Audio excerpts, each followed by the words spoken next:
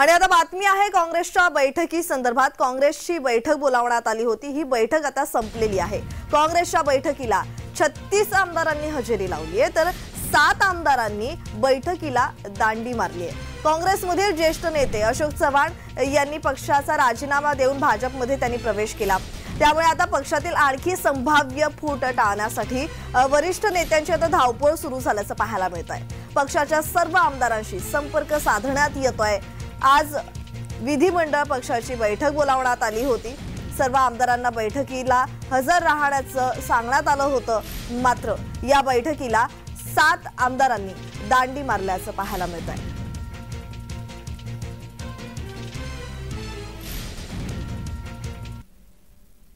तर या संदर्भात अधिकची माहिती देत आहेत आमचे प्रतिनिधी मनोज दयाळकर। मनोज, काँग्रेसची बैठक झाली, मात्र या बैठकीला काही आमदार अनुपस्थित असल्याचंही पाहावयास मिळालेलं आहे। यामागचं कारण काही समजू शकलेलं आहे का?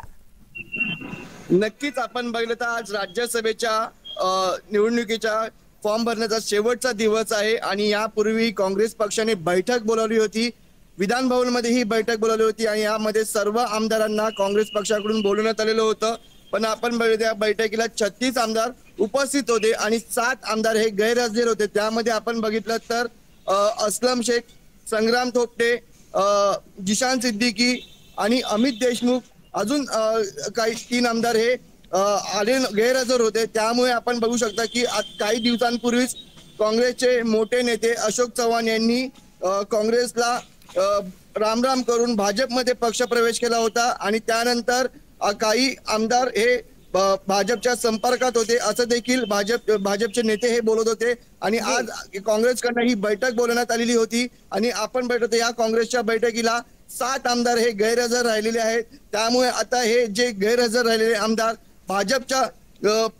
भाजपमध्ये प्रवेश करतात का हे देखील पाहणं तेवढंच गरजेचं आहे। पण आज मोठा दिवस आहे। आज राज्यसभेच्या निवडणुकीचा फॉर्म भरण्याचा शेवटचा दिवस आहे आणि या ठिकाणी सर्व जे नेते आहेत म्हणजे जे उमेदवार आहेत ते या ठिकाणी विधान भवन या ठिकाणी दाखल झालेले आहेत। त्यामध्ये आपण बघू शकता अशोक चव्हाण असतील, तसेच मेधा कुलकर्णी असेल, तसेच अजित गोपछडे असतील आणि आपण बघितलं तर शिवसेनेकडून आपण बघितलं तर आपले तुम्ही म्हणालात की जिशान सिद्दीकी ही या बैठकीला उपस्थित नव्हते।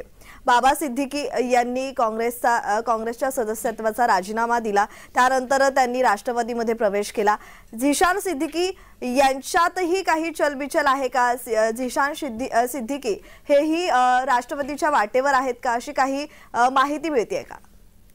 नक्कीच आपण बघितलं तर बाबा सिद्दीकी यांनी देखील काँग्रेसला रामराम केलेला आहे आणि त्यांनी राष्ट्रवादी अजित पवार गटामध्ये प्रवेश केलेला आहे। पण आपण बघितलं तर बाबा सिद्दीकी यांचे चिरंजीव जिशान सिद्दीकी अद्यापही काँग्रेसमध्ये आहेत, पण जिशान सिद्दीकीने अद्यापही कोणता निर्णय घेतलेला नाही आहे। पण आजच्या काँग्रेसच्या बैठकीला देखील जिशान सिद्दीकी यांना बोलवण्यात आलेलं होतं, पण जिशान सिद्दीकी यांनी या बैठकीला देखील दांडी मारलेली आहे। ते या बैठकीला गैरहजर राहिलेले आहेत, त्यामुळे काही समजत नाही आहे। यावरती आता आपण बघू शकतो की जिशान सिद्दीकी कोणती आपली भूमिका घेत आहेत। ते आता काँग्रेस बरोबर जाणार आहेत की ते भाजप महायुती बरोबर जाणार आहेत हे देखील पाहणं गरजेचं आहे। पण आपण बघितलं तर काँग्रेसच्या बैठकीला मोठ्या संख्येने म्हणजे 7 आमदार हे गैरहजर होते आणि ही बैठक अतिशय महत्वाची होती। आणि या बैठकीनंतर धन्यवाद मनोज तुम्ही दिलेल्या माहितीसाठी।